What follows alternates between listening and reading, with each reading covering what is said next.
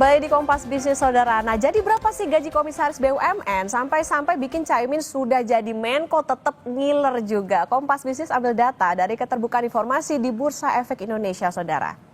Jadi kami ambil salah satu contoh BUMN besar dan strategis, yaitu Telkom Indonesia dalam laporan keuangan tahun 2024. Total yang diterima Bambang Brojonegoro saat menjadi komisaris utama adalah 12,6 miliar rupiah. Di dalamnya termasuk honorarium, tunjangan hari raya, tunjangan transportasi, dan tantiem tahun buku 2023. Ada juga nama Arya Sinulinga yang menerima total penghasilan sebagai komisaris Telkom sebesar 11,4 miliar rupiah. Dan Silmi Karim yang saat ini menjabat Wamen Imigrasi dan Pemasyarakatan mengantongi 7,7 miliar rupiah. Ini sedikit gambaran saudara berapa penghasilan komisaris yang diterima oleh Wamen. Sejumlah nama wakil menteri Kabinet Merah Putih ditunjuk sebagai komisaris BUMN. Padahal fungsi komisaris melakukan pengawasan atas perusahaan negara. Apa jaminan tidak terjadi konflik kepentingan? Kompas Bisnis akan tanya ke Direktur Kebijakan Publik Selyos, Media Wahyudi Askar. Selamat pagi Mas Media. Selamat pagi Mbak Okta. Mas Media, ini tidak hanya sebagai wamen, di antara mereka yang menjabat komisaris perusahaan negara adalah kader parpol bahkan. Bisakah ini disimpulkan sebagai bagi-bagi jabatan? Iya, saya to the point aja ya, bahwa sebagian besar wakil menteri yang sekarang jadi komisaris, mereka adalah pendukung calon presiden 2024 dan mereka yang keluar uang saat pilpres. Dan setelah menang, presiden terpilih kan nggak mungkin bagi-bagi uang ke mereka. Dan presiden lewat tangan negara menggunakan instrumen negara untuk membalas jasa-jasa mereka. Dan uang negara itu digunakan untuk membayar gaji-gaji mereka dan itu dari pajak rakyat. Jadi ini sudah pasti mutlak melanggar hukum. Ada dua kerugian yang dialami oleh negara. Pertama dari segi fiskal, buang-buang anggaran. Yang kedua dari segi kinerja BUMN. Karena otomatis karena dipaksakan skill mereka belum tentu cocok dengan BUMN yang mereka awasi. Ada banyak sekali wakil menteri dan sekarang jadi komisaris, kalau kita lihat backgroundnya itu tidak relevan dan tidak sesuai dengan BUMN yang mereka awasi. Dan saya kira ini adalah fakta yang sangat-sangat menyedihkan ya, terutama di tengah kondisi ekonomi kita hari ini. Kalau dari segi demokrasi tadi Prof. Juanda sudah mengatakan bahwa ada persoalan di mana Indonesia seperti kembali lagi seperti sebelum tahun 98. Padahal pasca 98 kita sudah mencoba membangun sistem tata kelola yang memisahkan kekuasaan sebagai prinsip dasar untuk mencegah dominasi kekuasaan yang absolut. Dan sekarang kita menormalkan kembali rangkap jabatan. Jadi pasti terjadi konflik of interest, public accountability juga pasti bermasalah karena logika yang dibangun dari rangkap jabatan ini pasti pragmatisme politik untuk pemilu yang akan datang. Dan sayangnya ini dibiarkan hari ini.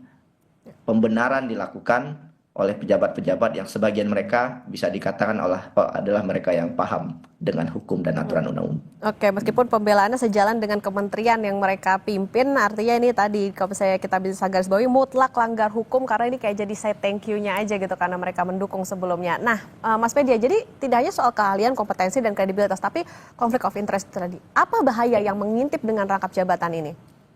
Pertama pasti keputusan yang diambil tidak netral dan bias kepentingan gitu ya, karena pengambil kebijakan itu kan ada di kementerian dan mereka sekaligus menjadi pengawas di BUMN yang objek yang diawasi gitu ya.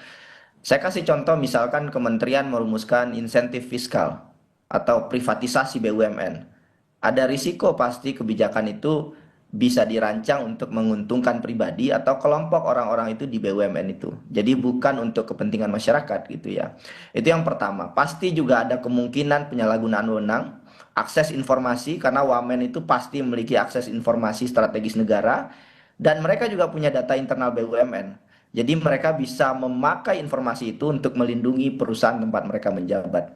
Dan yang paling penting faktor berikutnya Mbak yang paling sangat disayangkan adalah pasti menurunnya kepercayaan investor. Karena sekarang kan investor domestik, asing, dan publik secara luas meragukan good governance Indonesia. Meragukan independensi dari korporasi negara. Jadi kalau BUMN diisi oleh dasar politik dan bukan merit system, pasti nilai dari perusahaan BUMN itu akan berpotensi menurun.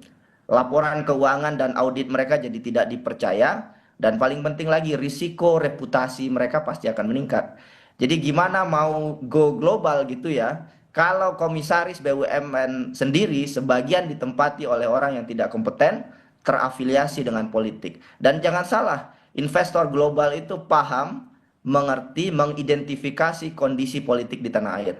Dan mereka pasti akan menurun kepercayaannya terhadap BUMN di Indonesia. Jadi gimana Danantara mau go global kalau untuk hal receh seperti ini saja kita masih melanggar hukum dan tidak mengembangkan prinsip akuntabilitas yang benar begitu, Mbak. Oke, artinya ini juga bisa berbahaya juga untuk BUMN yang apa ya isinya diisi oleh wamen yang rangkap jabatan tadi.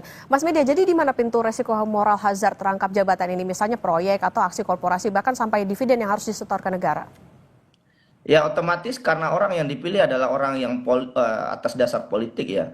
Intuisi wamen komisaris ini adalah intuisi politik. Saya paham, mereka pasti akan bilang bahwa kami profesional, kami juga pintar, kami juga bisa melakukan sesuatu. Tetapi sejak awal karena sudah salah, pasti ujungnya juga pasti ada sesuatu, ya udang di balik bakwan lah begitu ya. Pasti ada transaksi politik begitu. Dan saya melihat ini selain transaksi politik ini juga tidak adil dari kacamata etika. Tadi Prof. Juanda sudah sampaikan juga. Pemerintah memangkas anggaran, tapi di satu sisi bagi-bagi uang negara ya, ini ke elit politik.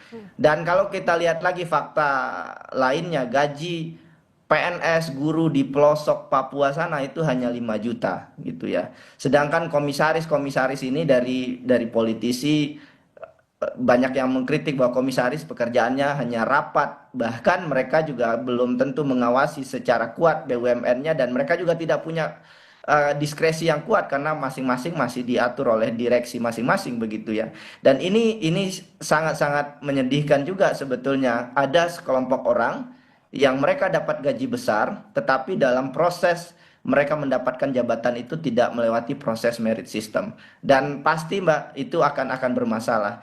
Jadi saya mengusulkan ini kalau didengar oleh pemerintah, bikin sistem gaji tunggal. Jadi kalau jadi pejabat negara ya satu saja penghasilannya. Jadi jangan ganda pendapatannya dari APBN, BUMN dan lain-lain. Ini dilakukan di banyak negara. Dan satu lagi, bentuk tim evaluasi independen di DPR, di KPK untuk mendeteksi konflik kepentingan jabatan fungsi wamen dan komisaris ini begitu Mbak. Oke. Mas Media, jadi selain melanggar putusan MK, apakah ini bukti kalau tadi sempat disinggung soal meritokrasi ini tidak berlaku di Indonesia dan kesenjangan karir bisa dikatakan ini makin terjadi?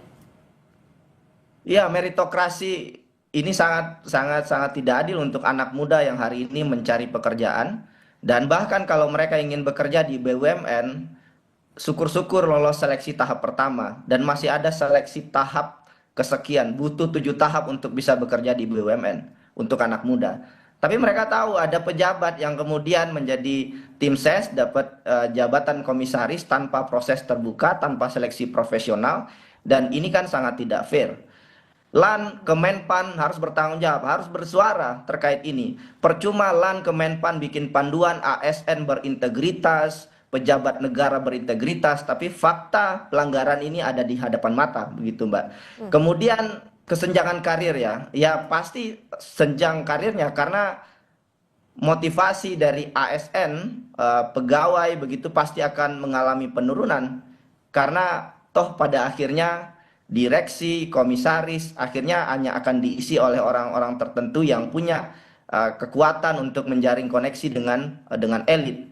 Dan ini saya khawatir efek lanjutannya adalah PNS, pejabat negara lainnya juga akan melakukan hal yang sama. Mereka akan mencoba cawe-cawe dalam perpolitikan. Kalau pengen jadi direksi, komisaris, jalan satu-satunya adalah mendekat ke partai politik, mendekat ke elit-elit, sehingga mereka bisa mendapatkan jabatan. Dan dalam jangka panjang ini sangat tidak baik untuk kinerja organisasi publik di Indonesia. Ini yang menjadi alasan kenapa banyak kementerian yang KPI-nya tidak terlaksana dengan baik, kenapa banyak korupsi, dan kenapa kita negara tidak bisa kuat begitu ya di tengah kondisi ketidakpastian ekonomi hari ini. Begitu Mbak. Oke, posisi komisaris gaji miliaran ini tentu dipertanyakan efektivitasnya karena tadi kalau balik lagi gajinya nih kayaknya bikin Menko aja bisa ngiler pengen jadi komisaris juga. Ini harus jadi catatan karena tadi ini melanggar hukum, bias kepentingan dan juga bisa tercampur dengan urusan politis.